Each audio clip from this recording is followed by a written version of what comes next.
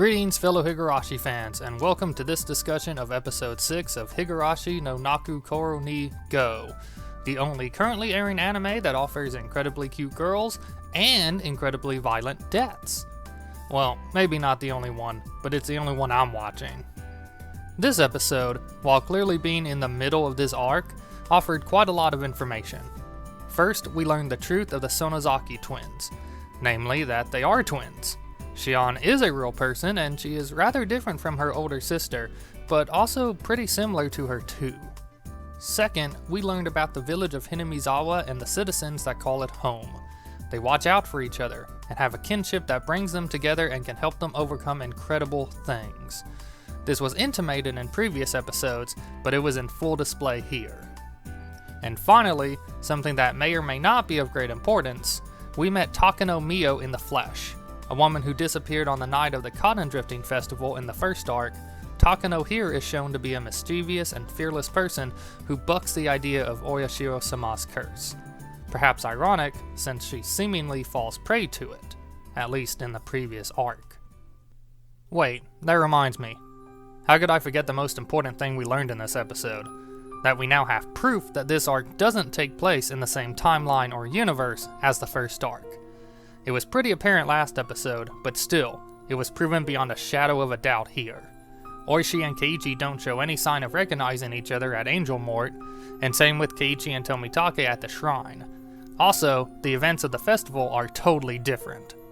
So, the different arcs are either different timelines, making sort of a Groundhog Day type situation, or different universes, similar to the What If comics from Marvel, exploring how events might change if a particular thing did or did not happen. It's hard to tell which it might be, because the two arcs so far have been very different from each other.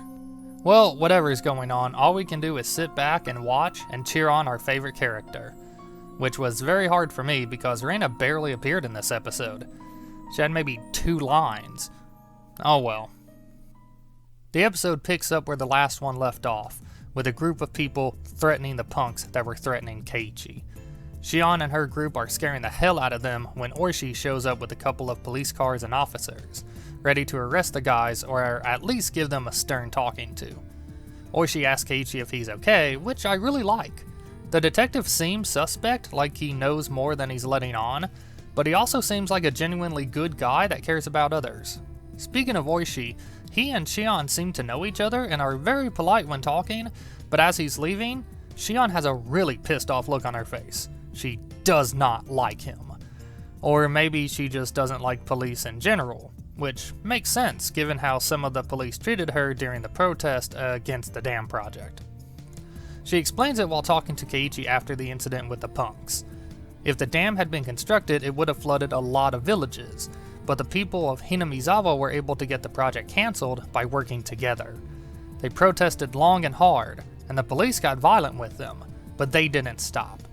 They just fought harder, going to court and using the support others gave them, until the project was effectively over. It was a triumph of the village.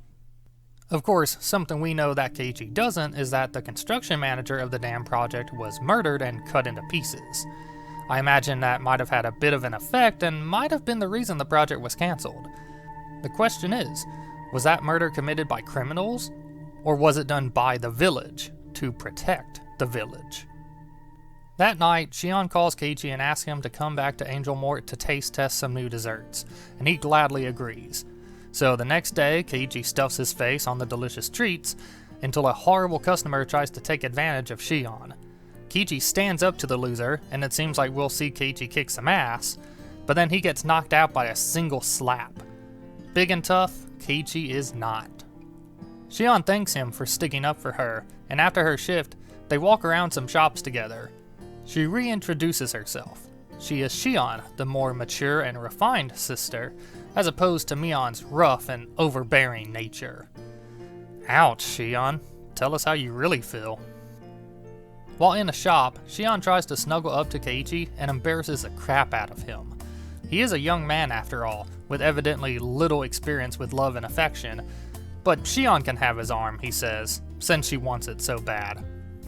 When the pair get to the game shop from the last episode, Da Vinci, Shion asks Keiichi if he'll buy her a doll.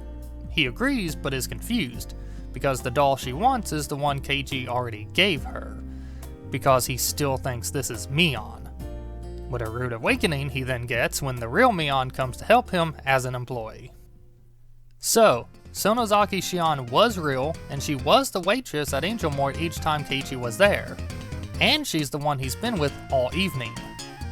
Mion, however, was the one that made Keiichi food and brought it to him, Shion says, which clearly she did because she was too embarrassed to bring Keiichi food as herself. She has a rough and overbearing nature to uphold after all. We learn a lot about the twins at this moment. Mion has a crush on Keiichi and is very shy about it. She wants to spend time with him and do nice things with him, but she doesn't feel like she can come right out and say or do those things. Shion, on the other hand, is comfortable teasing Keiichi and linking arms with him, but it feels a bit disingenuous, like she just wants to tease him, and Mion too, and doesn't actually like him. Or maybe she does. Either way, there is hardcore sibling rivalry here, for sure. We jump to the day before the Cotton Drifting Festival, where we see Keiichi helping with the setup. What a rugged, dependable guy he is. We also see Rika working hard on her routine, with one villager remarking that she's more confident this year. Well, practice makes perfect after all. After the work for the day is done, Shion shows up to tease Keiichi some more, and boy is he not happy about seeing her. But who can blame him? She made him look like a total fool, and Mion too. Not that I can stay mad at her. Her little tricks just make her cuter. Same with Mion and her complete inability to be honest about her crush on Keiichi. Teenagers, am I right? This is when Tomitake and Takano appear. It's Keiichi's first time meeting them, at least in this reality, and they offer decent impressions. Though Takano saying that she'll get her biggest needles ready for Keiichi is a little disturbing, even for a joke. Needles. Oishi shows up too, scoping things out before the festival since he'll apparently be in charge of security. Shion takes the opportunity to call out the detective, telling him to do a good job so that there are no incidents this year. She's referring to Oyashiro-sama's curse, of course, which we'd heard about previously, and which Shion, Tomitake, and Takano reveal to Keiichi now, despite Mion's protest. The construction manager of the dam project was murdered, and one of the attackers disappeared. The next year, a couple that had supported the dam project fell from a cliff and died, though the wife's body disappeared. The year after that, the priest in charge of Oyashiro-sama's shrine died suddenly, and his wife disappeared, leaving a suicide note. All on the night of the Watanagashi, or Cotton Drifting Festival. And finally, in 1982, a woman was murdered, with more details this time. The man that fell off the cliff had a younger brother, and that younger brother's wife is the woman that was found beaten to death. What does this mean? It's unclear, but it does show a connection between some of the events. We still don't know anything about the couple that fell from the cliff, so maybe their identities are important? Also, the person that disappeared wasn't mentioned. A child that was under the care of the man that murdered the woman. Is there a reason the child wasn't mentioned this time? Regardless, the group does say that every year, a person dies and another person disappears. The circumstances are too similar every year for it to be a coincidence, Takano says. So it must be the work of a person or group of people. And that person or group must be in Hinamizawa, bringing Oyashiro-sama's curse to life, perhaps to try to appease the deity. One person dies in the name of the curse, while another is offered as a sacrifice. Being a remote village, it's understandable that some villagers may believe in Oyashiro-sama as a real being, but resorting to murder and human sacrifice? That's a stretch.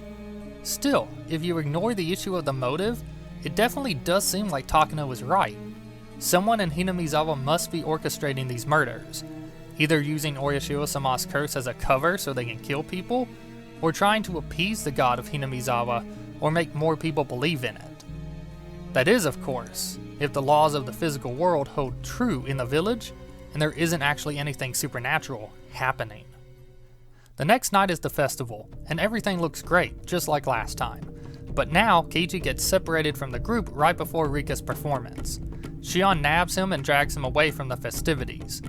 They go to the Furude Shrine storehouse, where they meet up with Tomitake and Takano, who are trying to break into the storehouse to see the old ritual tools kept there. A sacred place, outsiders aren't allowed inside, hence them breaking into it while the rest of the village is at the festival. Kiichi doesn't want to go in, but Shion convinces him to, in order to learn something. If it doesn't interest him, she says he can leave. But it should be illuminating, the others seem to be saying. They all seem to already know what's in there or have a pretty good idea, and I think I know too. Well, actually, I know exactly what's in there, having seen the previous series, but let's ignore all that for now. If the storehouse has old ritual tools, things that regular villagers are forbidden from seeing, then those tools are probably not your simple farm implements. They're probably torture devices, or things like that. In this episode, it was mentioned that the people of Hinamizawa allegedly used to engage in human sacrifice in the distant past. And Oishi mentioned in the previous arc that people used to be afraid of Hinamizawa, fearing that demons would appear in the village and eat people. This paints a bad portrait of the village, as a place where horrifying things happen, and the tools in the storehouse may reinforce that image. If so, it's understandable why the people running the village wouldn't want anybody looking in there. Kiichi decides to go in, to see some of the secrets beneath Hinamizawa's surface, goaded on by Shion and Takano. But the dead centipede on the ground does not offer a good omen. Things might go very badly. I'm not sure why, but that's definitely the feeling I get. And that is episode 6. A little redundant in some ways, meeting characters we've already met and hearing stories we've already heard, but new clues were offered too, and every clue is vital in solving the mysteries of Hinamizawa. Everybody, pay close attention to everything. Otherwise, the fog will trick you, and you'll be trapped in the maze forever. Before I finish, I want to thank everyone that's watched these videos since I started making them, and everyone that's subscribed to this channel. It means a lot to me, and I have a lot of content planned, though I don't know what I can get done while also doing these Higurashi videos. But stay tuned. I have a video about Tsuruhiro Maruro in progress, and if you don't know who he is, let me just say that his stuff is a wild ride. As soon as I get it done, I'll upload it and everyone can enjoy it. Check me out on Twitter if you want, @ShaggyJebus, or just leave a comment if you have anything you want to say. You've been great, and remember, just because you can steal your twin sister's man, that doesn't mean you should.